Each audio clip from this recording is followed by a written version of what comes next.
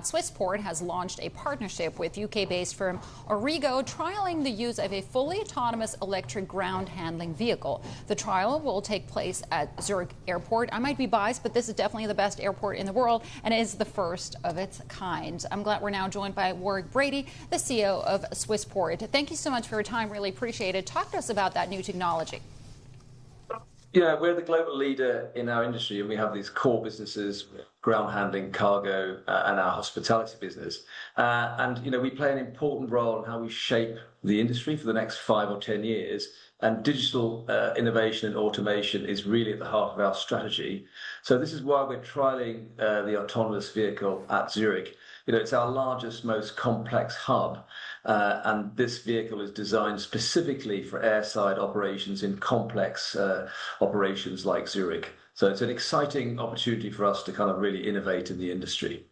Warwick, I assume this is the first step in terms of digitalizing, in terms of automizing some of the processes that happen at airports. What's the frontier here? What's the next step? Where could we go as we look into the future and what AI can do?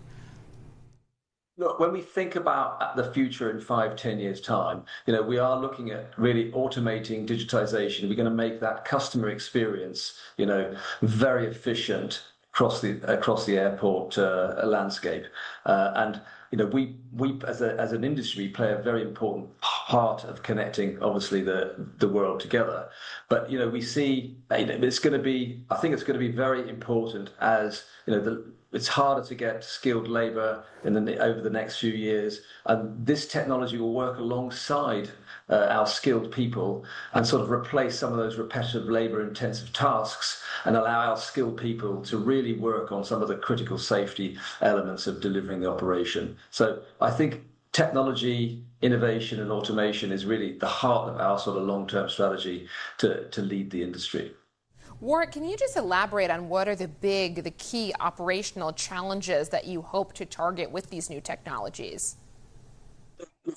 When you think about Zurich as an airport, obviously they're going to be leading this trial with some of our large customers like Swiss.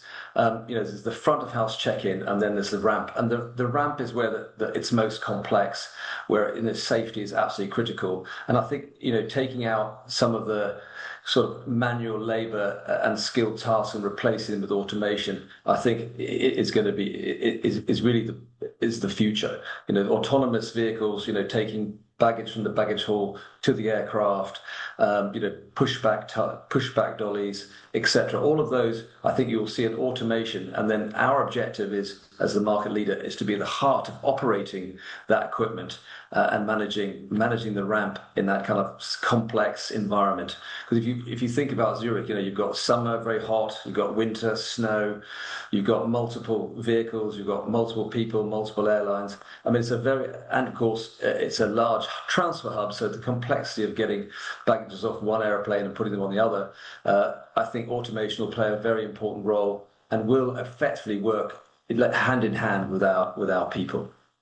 Well, on that point, Warwick, if the trial goes well in Zurich and if you roll out these technologies more broadly, what does that mean for your workforce? What kind of reductions could we be looking at here? Look, we don't see our workforce. We don't think this replaces the workforce. I think as it's quite challenging getting skilled workforce. 97% of our sort of 65,000 people are skilled. But I think we see these vehicles working alongside our people and people focusing on, the much more skilled and critical safety tasks than doing those sort of repetitive tasks that can be done by automation. Warwick, this is Carolyn. You do have a big cargo business, and of course, you've been impacted heavily, I assume, by the whipsaw of tariff news. Some days are on, some days they're off, and there's a court order blocking the tariffs. How much visibility have you got, depending on the very limited visibility that your clients have? We've got a very large cargo business. We've also got a large cargo business in the US. And what we've seen since Liberation Day is a significant volatility in the cargo volumes. But, we've got a unique business model. So we've got a geographical platform that we're able to respond very quickly to these changes. And what we've seen is we've seen these ebb and flows of cargo depending on what was happening with the tariff changes. So we saw a big uptick in pharma into the US just before they were going to discuss or announce the tariffs. We saw shippers really storing cargo, and that benefited us because, of course, we get storage fees as well. But we have seen a decline in volumes in the US and some key cargo hubs in Europe and Africa into the US. But we've also seen quite a lot of changes in trade flows, which we've benefited from. So overall, whilst we do see a downturn, we're kind of cautiously optimistic that as this plays out, especially now, so there's a block on the tariffs in the US, we do see a kind of normalization over the next 2 or 3 months. But we are also well positioned for a downside case, but we're prepared for an upside and taking an opportunity as we grow into this kind of uncertain and flux times. It's really interesting to hear about your cargo business, Warwick. Obviously, you also have very much exposed to what passengers are doing. And post-pandemic, there's been this huge uptake in terms of revenge travel that has moderated somewhat. We're now reading that there aren't enough planes out there. It's very hard for the airline industry and for airports to get it right, to get the number of slots right, to get the number of airplanes right, to get the number of flights right, to get the number or to get the ground handling staff right.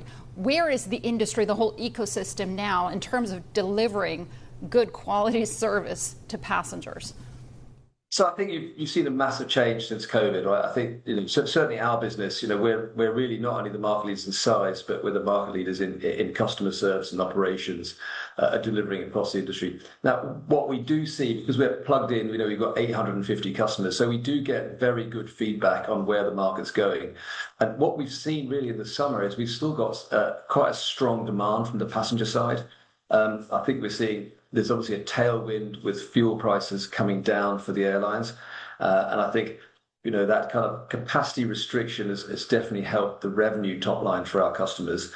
So, if you kind of look, there's short-term blips in aviation growth, but when you look at the long term, we're pretty confident aviation will continue to grow. And I think, between air traffic and the airports and the airlines and the aviation services providers, we will find a way to deliver, excellent operations, especially when you're thinking about the digital investments and the autonomous type of vehicles that we're investing in to make the business much more efficient.